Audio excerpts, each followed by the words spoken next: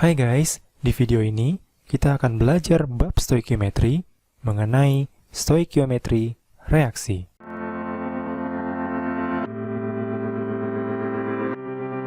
Di sini kita akan membahas penggunaan konsep mol yang telah kita pelajari di video sebelumnya pada soal-soal perhitungan dalam reaksi kimia.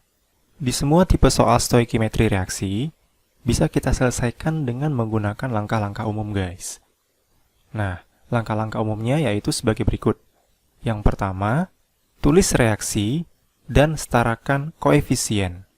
Lalu, langkah kedua, kita tentukan mol yang diketahui dari data yang diberikan oleh soal. Dan yang ketiga, kita tentukan atau kita cari mol yang ditanya dari mol yang diketahui dengan perbandingan koefisien. Nah, rumusnya yaitu mol yang ditanya sama dengan koefisien ditanya dibagi koefisien diketahui dikali mol yang diketahui. Jadi, langkah-langkah umum ini berlaku untuk semua tipe soal ya guys. Nah, untuk lebih jelasnya, mari kita bahas variasi soal dari stoikiometri reaksi. Yang pertama, hitungan kimia sederhana. Biasanya di tipe soal ini punya ciri khas yaitu hanya satu zat saja yang bisa kita ketahui molnya. Kita langsung lihat contoh soalnya. Logam Fe dapat diperoleh melalui reaksi berikut ini. Fe2O3 tambah 3CO menghasilkan 2Fe plus 3CO2. Jika diinginkan massa logam Fe yang diperoleh sebesar 280 gram, berapakah massa Fe2O3 yang harus direaksikan? Oke guys, jadi bisa kita lihat dari soal, hanya diketahui satu data yaitu massa logam Fe-nya. Yang ditanyakan yaitu massa Fe2O3.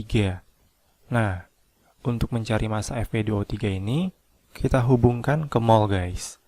Sesuai langkah umumnya, mari kita buat persamaan reaksinya. Kebetulan di sini sudah setara ya guys.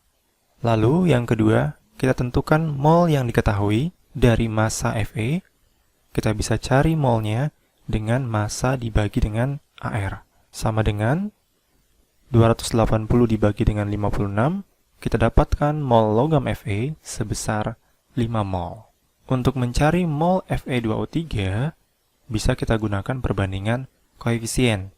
Nah, tadi rumusnya sudah ada di langkah umum yang ketiga ya, yaitu koefisien yang ditanya dibagi dengan koefisien yang diketahui, berarti 1 koefisien dari Fe2O3 dibagi 2, yaitu koefisien dari Fe, dikali dengan mol yang diketahui, yaitu mol Fe, sebesar 5 mol. Jadi, 1/2 dikali 5 mol, sama dengan 2,5 mol.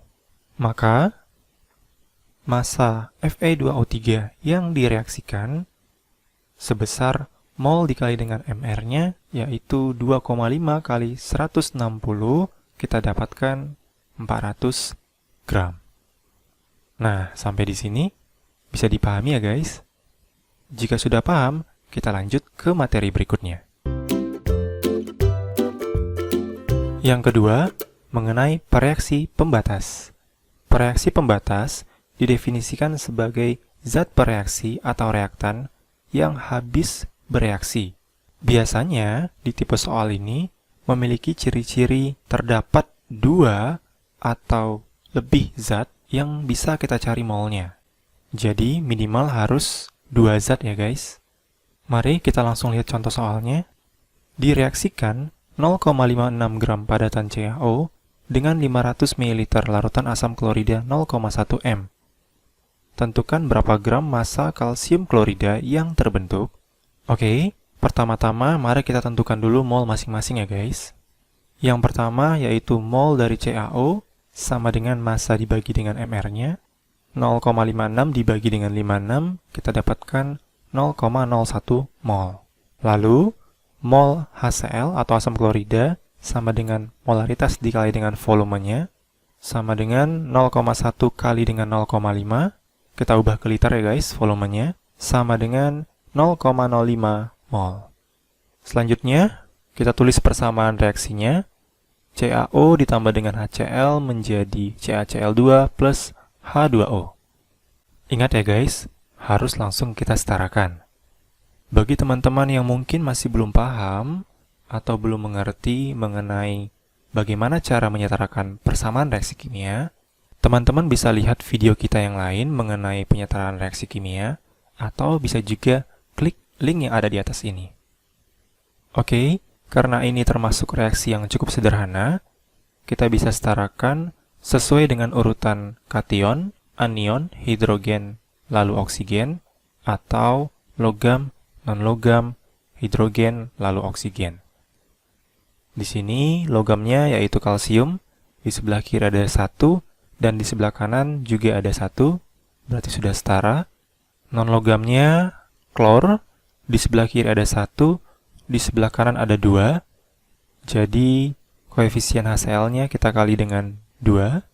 Berikutnya hidrogen, di sebelah kiri ada 2, dan di sebelah kanan juga ada 2. Dan yang terakhir, oksigen, di sebelah kiri ada 1, dan di kanan juga 1. Jadi sudah setara ya guys. Mula-mulanya, kita dapatkan tadi mol masing-masing, yaitu CaO sebesar 0,01 mol, HCl 0,05 mol, dan produknya belum ada di awal reaksi ya guys. Kita tentukan siapa yang jadi reaksi pembatas dengan cara mol mula-mula dibagi dengan koefisien terhadap masing-masing zat ya guys. Jadi untuk CaO 0,01-nya dibagi koefisiennya yaitu 1, kita dapatkan 0,01, dan HCl mol mula-mulanya 0,05, kita bagi dengan koefisiennya 2, didapatkan 0,025. Nah, hasil bagi yang paling kecil merupakan reaksi pembatas guys. Jadi di sini CaO menjadi reaksi pembatas. Maka karena CaO habis bereaksi, di reaksinya juga sebesar 0,01. Mol dari zat yang lain di reaksi bisa kita tentukan menggunakan perbandingan koefisien guys. Untuk HCl, mol HCl yang bereaksi dengan CaO yaitu 2/1 dikali 0,01 sama dengan 0,02 mol. Untuk CaCl2 yang terbentuk selama reaksi, kita tentukan juga dengan perbandingan koefisien. Di sini koefisiennya sama guys, maka pasti molnya sama, yaitu 0,01. H2O juga 0,01. Dan di sisa atau akhir reaksi, CaO-nya tidak bersisa sama sekali, HCl-nya bersisa sebanyak 0,03 mol, dari mol mula-mulanya 0,05 yang bereaksi 0,02, jadi reaksi yang bersisa adalah HCl sebanyak 0,03 mol. Untuk produk, CaCl2-nya terbentuk sebanyak 0,01 mol, dan H2O-nya juga 0,01 mol. Oke, karena kita sudah tahu mol dari kalsium klorida yang terbentuk, kita bisa langsung cari masanya guys. Maka, massa dari kalsium klorida yang terbentuk sama dengan mol dikali mR-nya, 0,01 dikali dengan 111, kita dapatkan sebesar 1,11 gram CaCl2. Nah, sampai di sini bisa dipahami ya guys. Kita lanjut yang ketiga, yaitu stoikiometri campuran. Pada tipe soal ini, biasanya terdapat campuran 2 atau lebih zat. Nah, untuk penyelesaiannya, campuran zat tersebut direaksikan secara terpisah. Mari kita lihat contoh soalnya. Pada pembakaran sempurna 31 gram campuran gas metana dan etana, dihasilkan 88 gram CO2. Tentukan susunan campuran gas tersebut. Nah, jadi diketahui terdapat 31 gram gas, terdiri dari CH4 yaitu metana, dan C2H6 yaitu etana. Karena total masanya 31 gram, kita bisa misalkan massa CH4 sebesar X gram, dan massa C2H6 sisanya yaitu 31 dikurang X gram. Karena campuran gasnya dibakar, berarti kita reaksikan dengan oksigen sehingga menghasilkan CO2 dan H2O. Ingat ya guys, setiap kali kita menuliskan persamaan reaksi, Langsung kita setarakan. Yang pertama untuk reaksi pembakaran CH4 dulu. Di sebelah kiri C-nya ada 1 dan di sebelah kanan juga 1. Hidrogen di sebelah kiri ada 4 dan di kanan ada 2. Maka koefisien H2O kita kalikan dengan 2. Lalu oksigen di sebelah kiri ada 2 dan di sebelah kanan 2 di CO2 ditambah 2 di H2O sehingga totalnya 4. Maka koefisien O2 kita kali dengan 2.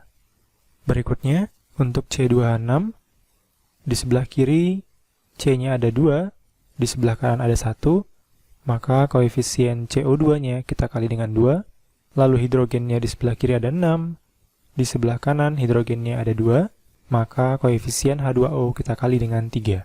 Untuk oksigennya, di sebelah kiri ada 2, di sebelah kanan totalnya ada 7 ya guys. Jadi di sebelah kiri, koefisien O2-nya kita kali dengan 7/2.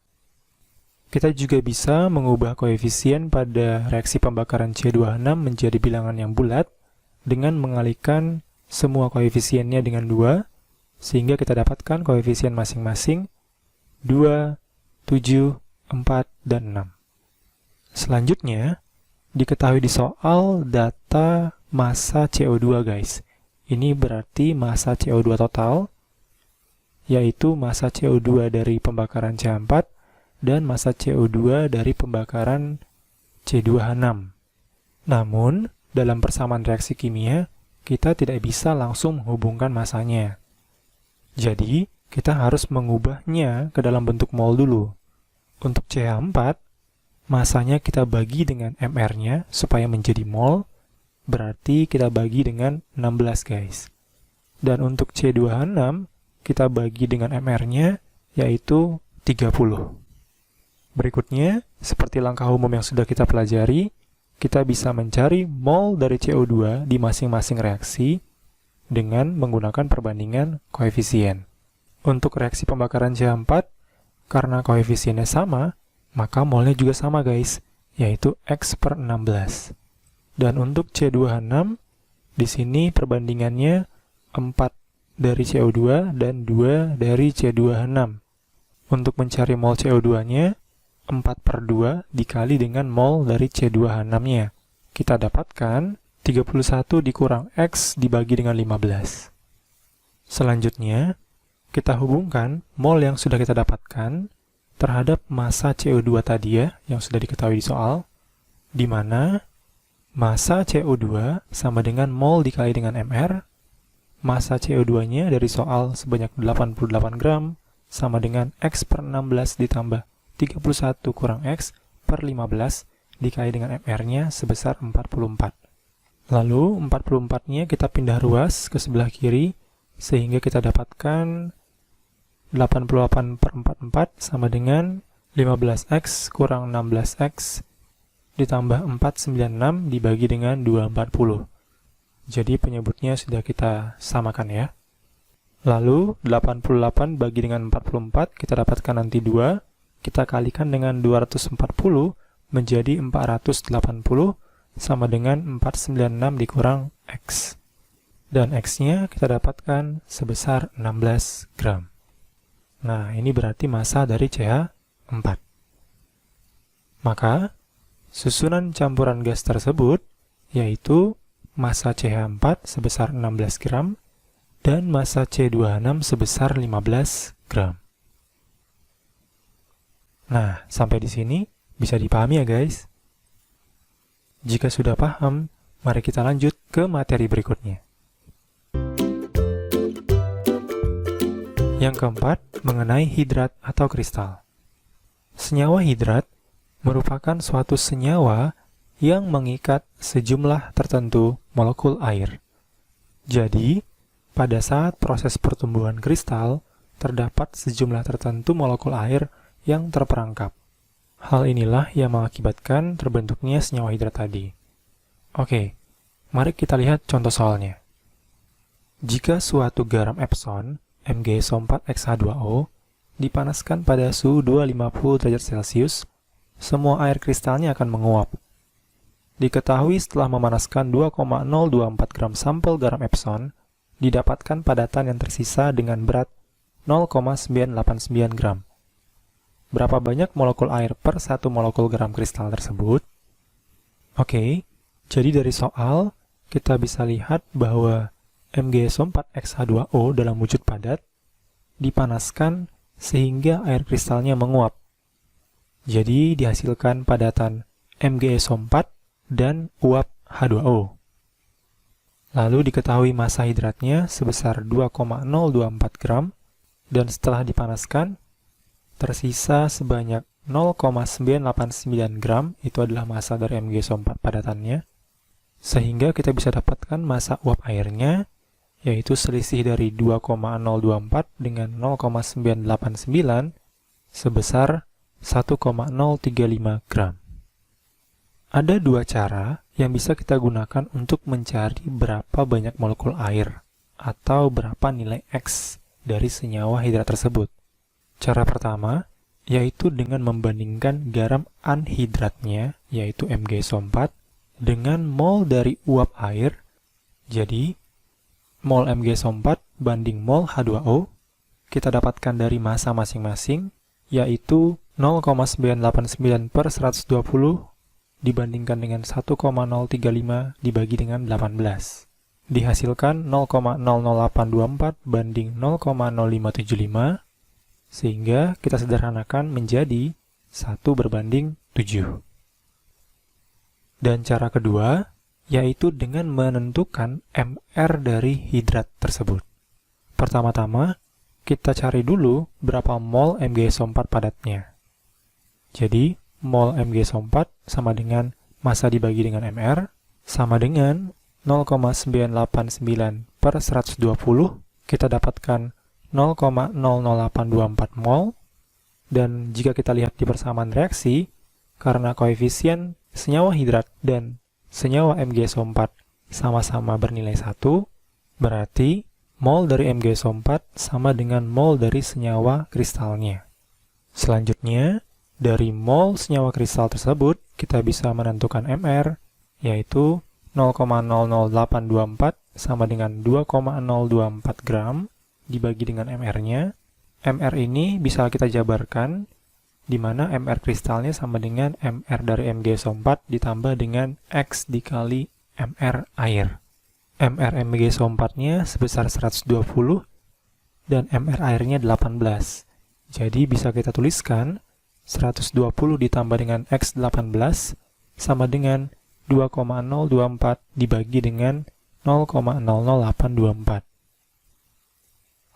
Lalu 120-nya kita pindahkan ke ruas kanan dan kita bagi dengan 18, kita dapatkan X-nya sama dengan 245,581 kurang 120 dibagi dengan 18 sama dengan 7. Maka banyak molekul air per 1 molekul garam kristal tersebut yaitu 7. Nah, berarti bisa juga kita tuliskan nanti rumus dari senyawa kristalnya, yaitu MgSO4.7H2O. Nah, sampai di sini bisa dipahami ya guys? Jika di antara teman-teman masih ada yang belum paham, atau mungkin ingin bertanya mengenai video penjelasan tadi, teman-teman bisa langsung menuliskannya di kolom komentar di bawah ini.